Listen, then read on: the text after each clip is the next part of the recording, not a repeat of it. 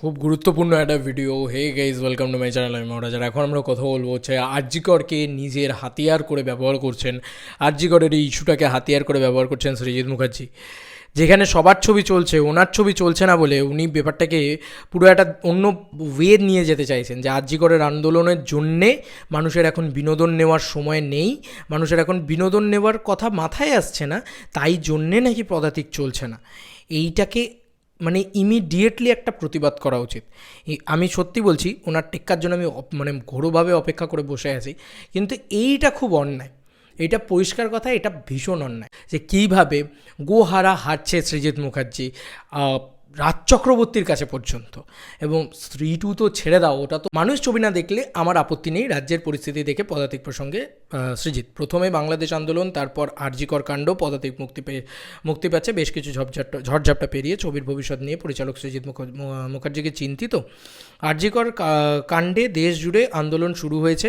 বুধবার রাতে কলকাতা সহ রাজ্যের বিভিন্ন প্রান্তে মহিলারা জমায়েত করে প্রতিবাদ জানিয়েছেন। বৃহস্পতিবার স্বাধীনতা দিবস উপলক্ষে বক্স অফিসে বাংলা ও হিন্দি মিলিয়ে মুক্তি পাচ্ছে একাধিক ছবি। বাংলার মধ্যে রয়েছে সৃজিত মুখোপাধ্যায় পরিচালিত পদাতিক এবং রাজ চক্রবর্তী পরিচালিত বাবলি।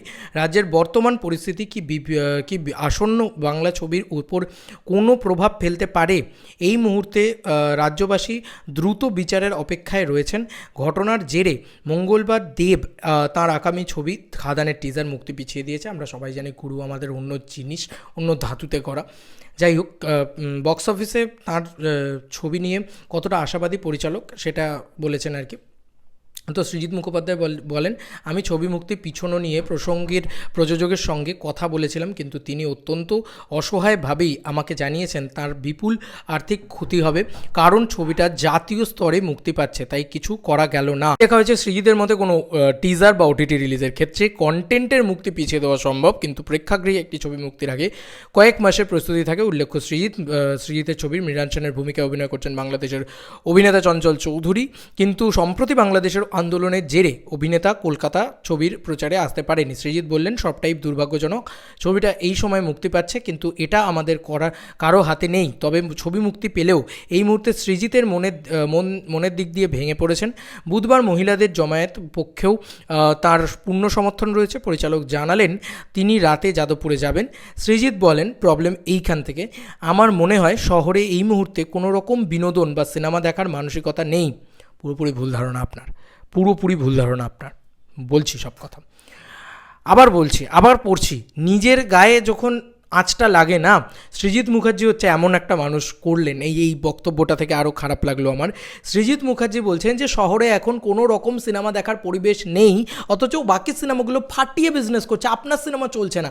যেই আপনার সিনেমা চলছে না, আপনি আরজিকর ইস্যুটাকে টেনে নিয়ে এলেন এবং বললেন শহরে এরকম সিনেমা দেখার কোন পরিস্থিতি নেই। তাহলে বাকি সিনেমাগুলো চলছে কেন?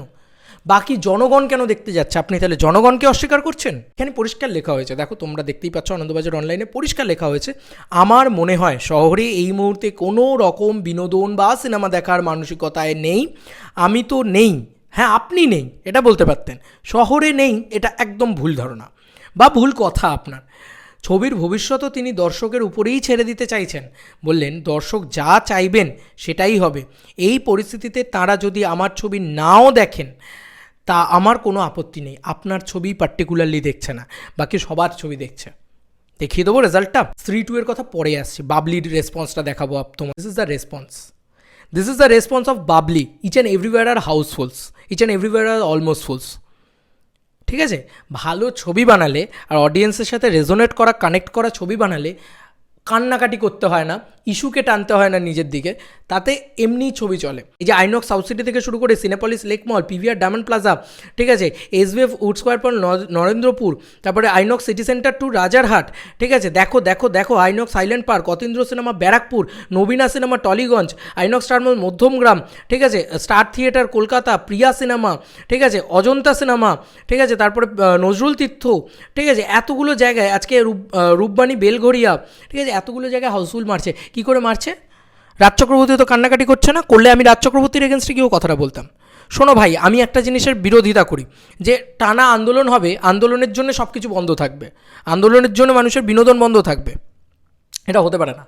এটা হতে পারে না, এবং এটাতে আপনি হয়তো বিলিভ করেন বা আপনি হয়তো এই সৃজিত মুখার্জি হয়তো এটাকে করছে, সাপোর্ট করছে পুরো বিষয়টাকে, আমি সাপোর্ট করছি না।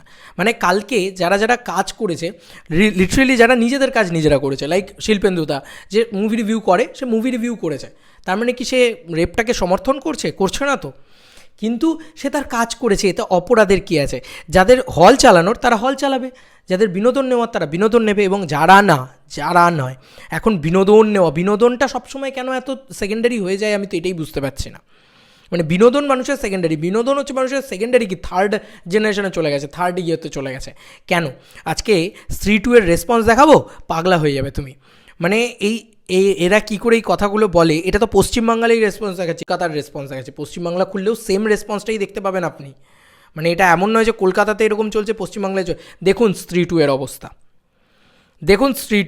Each and everywhere Housefull.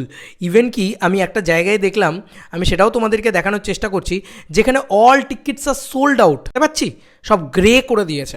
Grey মানে নিশ্চয়ই জানো যে একটা টিকিটও আর নেই। এই সিনেমাগুলো চলছে কী করে? নিজের দমে সিনেমা চলে, পদাতিক সিনেমা হিসাবে কোনো ক্রেজই ক্রিয়েট করতে পারেনি মানুষের মনে। আরজি করের কারণে আপনার সিনেমা চলছে না, তাহলে রাজ চক্রবর্তী বাবলি কী করে চলছে? ওটা তো একটা বাংলা ছবি, ওটা তো কলকাতার বুকে চলছে। কলকাতার বুকে নয় বন্ধুরা, বলে রাখি, বাবলি এমন একটা সিনেমা, বাবলি আজকে ওপেনিং, আজকে ফার্স্ট ডে ফার্স্ট শো চলছে, ঠিক আছে বাবলির। সেখানে লোকে জানেই না যে বাবলি সিনেমাটা হয়েছে কেমন, তারপরেও লোকে মানে আশা রেখে বাবলি দেখতে যাচ্ছে। আবার কর্মজীবন বন্ধ করে দিয়ে, জীবিকা বন্ধ করে দিয়ে, সব কিছু বন্ধ করে দিয়ে শুধু আন্দোলন হবে নাকি? অদ্ভুত ব্যাপার। এটাকে সমর্থন করতে পারছি না, অসম্ভব। সৃজিত মুখার্জির কথাটাকে একদমই সমর্থন করতে পারলাম না, তাই এগেনস্টে এই ভিডিওটা বানালাম। স্ত্রী 2 এর অবস্থাটা দেখো, খেলমে চলছে না, ভেদা চলছে না, আর পদাতিক চলছে না। পদাতিকের অবস্থা দেখো, পদাতিক জাস্ট মানে ডিজাস্টার। পদাতিকের অবস্থা যদি খুলে দেখাই তোমরা তো বলবে বাবা এরম অবস্থা দাদা, মানে এইটা হচ্ছে বিষয়। পদাতিকের অবস্থা হচ্ছে এইটা।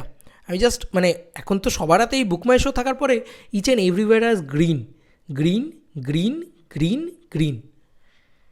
তাহলে কান্নাটা তখন গাও, ঠিক আছে, কান্নাকাটি করো, ঠিক আছে, ইস্যুটাকে নিয়ে কান্নাকাটি করো না, ইস্যুটাকে তোমার ইস্যু বানিয়ে দিও না।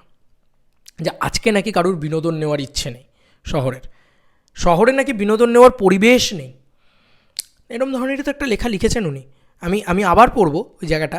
উনি লিখেছেন যে পরিষ্কারভাবে বলছেন, আমার মনে হয় শহর এই কথাটা মেনশন করেছে, শহর এই মুহূর্তে কোনো রকম বিনোদন বা সিনেমা দেখার মানসিকতায় নেই। কোনো রকম সিনেমা দেখার মানসিকতায় নেই না, বাকি সিনেমাগুলো চলছে কী করে তাহলে? আপনিই বলুন, বাকি সিনেমাগুলো চলছে কী করে তাহলে? দেখো, যে যার কাজ করবে, যে যেভাবে হোক সেভাবে প্রোটেস্ট করবে। প্রোটেস্ট করাটা এই কারণেই যাতে সেই মানুষগুলো বা টনকটা সরকারের নড়ে, বা অ্যাটলিস্ট মানুষ জানে যে হ্যাঁ প্রোটেস্ট। কিন্তু প্রোটেস্ট করার মানে এই নয় যে সব কিছু বন্ধ করে দাও, সব কিছু করে দাও, সিনেমাও দেখতে হবে না, কিছুই দেখতে হবে না। এটা খুব খারাপ, জানো তো। যেটা যেখানে দরকার সেখানে, হ্যাঁ আজকে খাদানের টিজারটা আনা হয়নি কারণ ওটা এলে সেলিব্রেট করতো মানুষ, সেই কারণে ওটাকে বন্ধ করা হয়েছে। দেবদা ঠিক সিদ্ধান্ত নিয়েছেন, কিন্তু মানে দেবদা কখনো অন্যের একটা ইস্যুকে নিয়ে নিজের দিকে টেনে এনে বলবে না যে এটার কারণে আমার সিনেমাটা চলেনি বা এটার কারণে আমার এইটা হয়েছে। তোমার সিনেমা এমনিই চলতো না, সেটা বোঝা যাচ্ছে আজকে বাবলি কী করে চলছে। কালকে রাত্রিবেলা যাদের সিনেমা দেখতে যাওয়ার তারা ঠিক সিনেমা দেখতে গেছে। আমি যখন সিনেমা হলে গেছি সেখানে দেখেছি সিনেমা হলটা হাউসফুল, ঠিক আছে। তো তারা স্ত্রী 2 দেখতে যাওয়ার, তারা রাত্রির পেট প্রিভিউটাও দেখতে গেছে, তারা কেউ মিছিলে যায়নি। তার মানে কি তারা সবাই সমর্থন করে না এই জিনিসটাকে? অবশ্যই করে, সবাই সমর্থন করে, কিন্তু এই ধরনের মানে বাড়াবাড়িটা করে না, লোক দেখানো সমর্থনটা করে না। কালকে চাইলে আমিও রাত্রিবেলা রাস্তায় লাইভ করতে পারতাম, উল্টে ভালোই রিচ আসতো। যে একটা ইস্যুকে নিজের দিকে টেনে এনে বলছেন যে আমার এই কারণে আমার সিনেমাটা চলেনি, এই কারণে আমার সিনেমাটা না চললেও আমার কিছু না, কারণ আগে থেকেই সেভ করছেন। উনি বুঝতে পারছেন, উনি তো ঘাঘু লোক, অনেক দিনের পর খাওয়া লোক, যে ওনার এই সিনেমাটা চলবে না, এই সিনেমাটা দর্শক নেবে না। কিন্তু উনি এইটাই এত বড় ভুল কী করে করছেন যে অপরদিকে বাবলির রেসপন্সটা না দেখেই স্টেটমেন্টটা দিয়ে দিলেন বাবলিটা তো চলবে। বাবলিটা যখন বিজনেস করবে তখন তো লোকে প্রশ্ন তুলবে যে আজকে আন্দোলনের জন্যই যদি সিনেমা না চলে, এটা পশ্চিমবাংলা ভাই, এখানে আন্দোলনের জন্য সিনেমা চলে না, এমন সিনারিও এই পশ্চিমবাংলায় দেখা যায় না। তো এটা পশ্চিমবাংলা, এটা ইন্ডিয়া, এখানে কিন্তু এ ধরনের জিনিসপত্র হয় না। তাই আজকে বাবলি যখন চলবে তখন আপনাকে আজ থেকে 3-4 মাস বাদে যখন টেক্কার সময় যাবে তখন আপনি একটা ইন্টারভিউ দিতে গেলে সঙ্গে সঙ্গে লোকে মানে প্রশ্ন করবেই যে আপনার পদাতিক চললো না কিন্তু বাবলি কিন্তু চলেছে, তাই আন্দোলনের জন্য সিনেমা চলেনি এমনটা নয়। এই বলার ছিল আমার। তোমাদের আর কি মতামত এন্টার ভিডিওটাকে নিয়ে জানিও কমেন্ট সেকশনে। চলো বন্ধুরা, নতুন কোনো ভিডিওতে দেখা হবে।